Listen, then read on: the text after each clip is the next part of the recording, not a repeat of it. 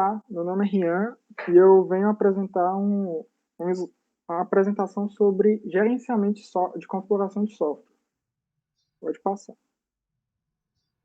Primeiramente, o que é configuração? Quando a gente está realizando o desenvolvimento de um software, ele é dividido em partes e muitas vezes essas partes elas são desenvolvidas de forma simultânea. Por conta disso, normalmente cada parte possui uma versão diferente, porque ele está sendo feito de forma simultânea. E o que seria a configuração? A configuração seria como você vai combinar essas versões desses componentes de forma a integrar eles para produzir o sistema. Isso seria análogo à configuração de um computador. Normalmente um computador possui uma configuração, pois o computador é feito de peças, e cada uma dessas peças possui versões, mas nem sempre essas versões são compatíveis umas com as outras. Então, uma configuração de um computador são componentes com a determinada versão que funcionam de forma estável. Outra coisa importante ser comentada é a importância dos testes de integração. Que, em geral, como essas partes possuem versões diferentes, pode acontecer dessas versões não serem compatíveis. Então, deve-se fazer um teste de integração dessas partes. Pode passar. Agora, comentando sobre a gerência. O que é a gerência de uma configuração? Em geral, é definir as políticas e os processos para que você possa fazer o gerenciamento da configuração. Só que essa gerência ela não é única. Ela é dividida em três tipos. A gerência de mudanças, que é tratar sobre como você vai trazer mudanças, encontrar mudanças que devem ser feitas nesse software, até a parte de implementar e integrar essas mudanças produzidas, essas mudanças encontradas, na verdade. Outra gerência é a gerência de versões. Como eu comentei, cada componente pode possuir versões, e é importante você saber documentar essas versões e definir o que foram feitas a cada versão. Outra gerência é a gerência de release. O que é o release? É uma configuração que foi disponibilizada ao usuário. É uma versão disponível ao usuário. E você tem que saber gerenciar quando e como essas versões são disponibilizadas. Pode passar. Gerenciamento de mudanças. Assim como eu comentei, o gerenciamento de mudanças envolve o processo de você receber a proposta de uma mudança, avaliar essa proposta e implementá-la ao sistema. E quais são essas etapas? Pode passar também. Primeiramente, de forma geral, o usuário ou um testador, ele realiza a requisição dessa mudança. Ele observa alguma coisa no sistema e vê a necessidade de mudar aquilo. Uma mudança, em geral, em um software em desenvolvimento, ela é feita conforme as necessidades e as dificuldades que o usuário pode possuir nesse sistema.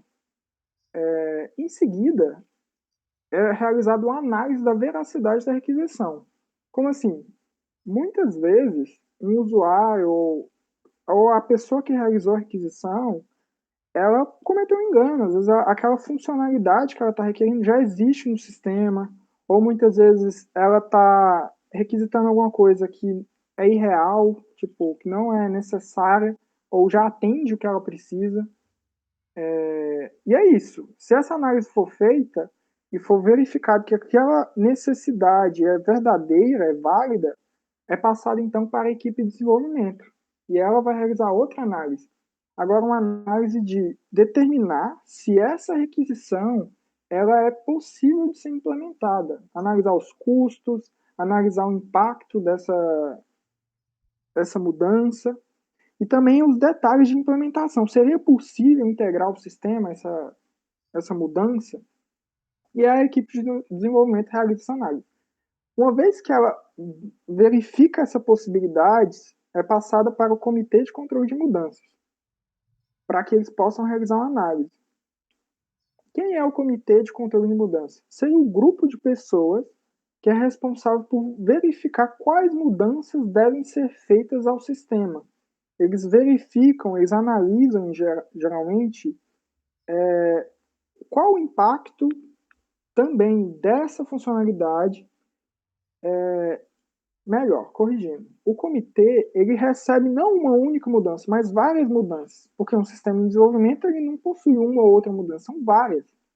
Então ele analisa qual que é as mudanças que possuem mais prioridade, levando em conta o impacto dessa mudança, o custo dessa mudança e o tempo de desenvolvimento e integração dessa mudança. Em seguida, se eles verificarem que essa mudança é fundamental para o sistema, ela tem prioridade, normalmente volta essa mudança para a equipe de desenvolvimento para que ela possa implementar mesmo essa mudança e integrar o sistema. Embora não esteja no slide, essas duas últimas etapas também são etapas de uma mudança. Pode passar. Agora comentando sobre o gerenciamento de versões.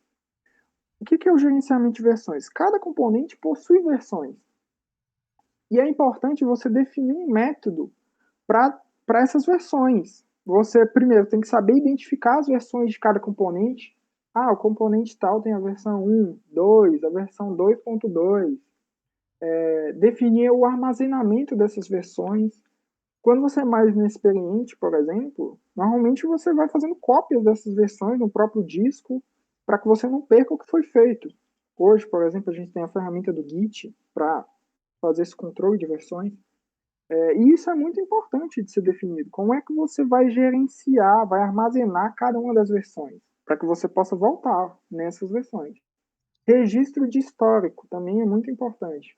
É você fazer um registro de quem fez aquela mudança, quando foi feita a mudança, qual foi feita a mudança.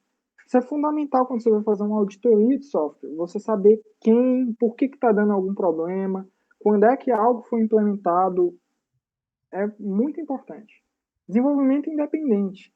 Essas versões também, quando você está trabalhando de forma simultânea com outras pessoas no desenvolvimento do software, muitas vezes o desenvolvimento de um componente ele precisa ser feito em uma versão anterior. Então é necessário que essas versões, que esse gerenciamento permita que essas pessoas, de forma independente, possam trabalhar em versões anteriores de forma conjunta ou até mesmo na versão mais atual, sem que haja conflitos de versões. Pode passar. Só que ainda é importante comentar alguns conceitos de versionamento. E são três principais. O code line, que seriam a linha de versões de um componente, seriam todas aquelas versões que um componente possui. Esse é o code line. Tem o baseline, que seriam as versões estáveis, é importante destacar isso, das configurações de um software. Então, assim, seriam os componentes, uma baseline em geral eu utilizei um componente da versão 1, outro da versão 2, a biblioteca tal de versão tal. Essa é uma baseline. Aí ocorre uma mudança. Requisitaram uma mudança, foi acatada essa mudança e foi desenvolvida. Agora a biblioteca tal tem a versão 2, não é mais a versão 1. Beleza, então é criada uma nova baseline em que cada uma dessas, uma baseline com os mesmos componentes integrados, foram feitos testes de integração e uma nova baseline foi definida com essa nova biblioteca, essa nova versão da biblioteca. A mainline, em geral, é o nome do conjunto dessas baselines, seria tipo a linha de baselines de um software. Pode passar. Sobre o versionamento. Agora, sobre o versionamento, é importante comentar algumas coisas. Como que ocorre verdadeiramente o versionamento de um software em tempo de desenvolvimento? Primeiramente, vamos imaginar que possuem duas pessoas no desenvolvimento de um software, de um mesmo software. As duas, e esse software está disponível em um repositório, porque assim, é importante que ele esteja disponível para ambos. Os dois vão realizar checkout. O que seria isso? Seria realizar uma cópia desse repositório para que cada um deles possa trabalhar em cima dessa cópia, porque eles não podem editar diretamente o repositório, senão não teria como fazer o versionamento. Em seguida, depois que eles fazem todas essas mudanças, eles podem realizar o check-in, que seria basicamente eles atualizarem os componentes, atualizarem o repositório com as versões deles. Só que tem um detalhe muito importante. que é, imagine esse grupo de pessoas editando o mesmo componente. Como é que eles vão fazer esse check-in sem que haja conflito de versões? Sem que haja esse problema? É aí que vem os conceitos de branch e merge. Uma branch, em geral, é uma versão distinta daquelas versões daquele componente. Seria tipo um desenvolvimento paralelo em cima da versão do repositório. Então, cada um deles seguiria com uma branch, trabalhando, pode ser em uma versão anterior, na versão mais atual, desenvolvendo as funcionalidades que eles precisam.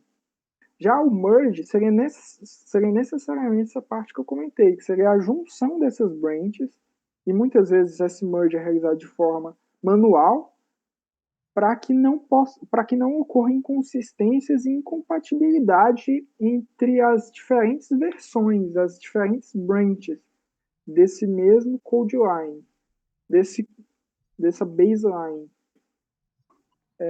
Por fim, eu tenho que comentar sobre integração contínua. Outro problema que possui é que, em geral, quando você começa a fazer muitas branches, você não necessariamente está produzindo baselines. E é muito importante você manter baselines contínuas. Deixa eu corrigir. Quando ocorre a criação de uma branch, você está trabalhando em cima de uma parte do sistema. Você não está desenvolvendo um sistema, uma versão estável em si. Você está desenvolvendo uma das partes da funcionalidade. Só que é importante que você vá desenvolvendo todo o sistema junto para que a versão mais atual esteja toda integrada e conectada. Então, a ideia da integração contínua é, sempre que você desenvolver uma parte do sistema, produzir uma nova versão de um componente, você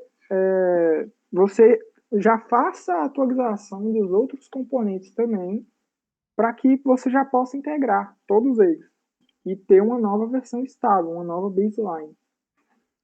Pode passar. Por fim, nós temos o gerenciamento de release. O que é esse gerenciamento? Seria você fazer a gestão de como que você vai liberar essas baselines que a gente comentou para o usuário. Quais são elas que deveriam ser lançadas? Quando que uma release deve ser lançada? Assim, tem várias razões para uma release ser lançada. Às vezes é por marketing, com uma funcionalidade nova, alguma coisa assim. Ou porque a concorrência está lançando um software muito semelhante e sua fanbase está precisando de funcionalidades novas. Ou a exigência do cliente que pagou por aquilo. Ou às vezes pela própria qualidade do sistema que está com algum defeito. Então é importante, são nesses momentos que o release normalmente é lançado. Só que qual que é a consequência de lançar um release? Aí você pode passar. De acordo com a quinta lei de Riemann, todo lançamento de funcionalidade introduz novos defeitos para serem corrigidos. Porque toda funcionalidade nova, toda release, frequentemente ela lança uma funcionalidade nova, ela lança uma nova versão daquele código que pode estar exposto a novos defeitos para serem corrigidos. Exatamente isso. Então, essa é a apresentação sobre a gerência de configuração de software. Muito obrigado, e é isso.